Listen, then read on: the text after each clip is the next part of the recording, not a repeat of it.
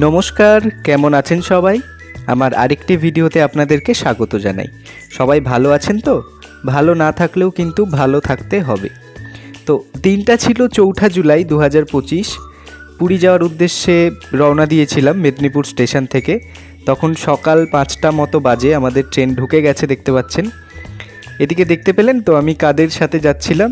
হ্যাঁ, ঠিকই ধরেছেন, প্রবাসে ঘরকন্যা মহুয়াদি আছেন, ওনার মা এবং ওনার পরিবারের সাথে।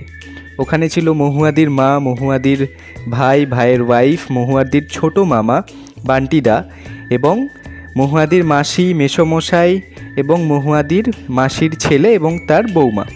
তো এখানে দেখতে পাচ্ছেন কাকিমার সাথে কিছু ছবি তুলে নিচ্ছিলাম। ট্রেনে ওঠার পরে তো কাকিমার সাথে প্রচুর গল্প চলছিল, প্রচুর হাসি ঠাট্টা মজা, খাওয়া দাওয়া জমিয়ে সব কিছু ছিল। তো এখানে কাকিমার সাথে ছবি তুলে নিচ্ছিলাম, তারপরে আমার কিছু ছবি তুলে নিলাম। তারপরে দেখতে দেখতে আমাদের জার্নি এগোতেই থাকলো। আমরা না ঘুমিয়ে সবাই মিলে প্রচুর গল্প করেছি, প্রচুর হাসি ঠাট্টা মজা সব কিছু ছিল। তো এখানে সম্ভবত আমরা পুরীর কোনো একটা নদী পেরোচ্ছিলাম, আমার এই সময় মনে নেই। তো পুরো জার্নিটা আমাদের অসাধারণ ছিল, অসাধারণ মানে আমি আপনাদেরকে বলে বোঝাতে পারবো না। তো এখানে সবাই আমরা গল্প করে নিচ্ছিলাম। এখানে দেখতেই পাচ্ছেন সবাইকে, সবাই বসে আছে, সবাই আমরা গল্প করছিলাম। এদিকে ছিল কাকিমার পাশে আমি বসে মানে কাকিমার সাথে গল্প করছিলাম।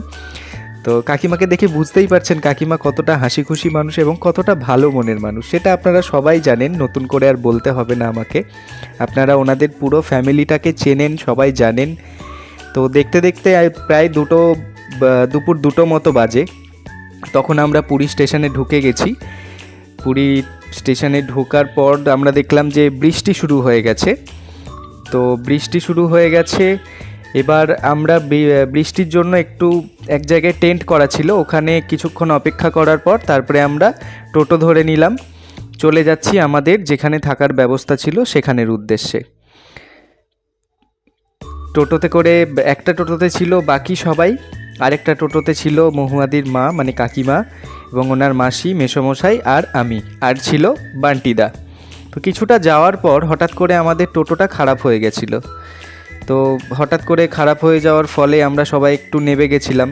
তো আমি সমুদ্রকে দেখার পর আর থাকতে পারছিলাম না।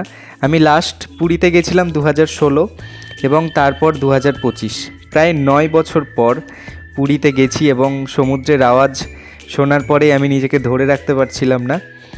তো তারপরে আমরা ধীরে ধীরে চলে গেলাম আমাদের হোটেলের দিকে।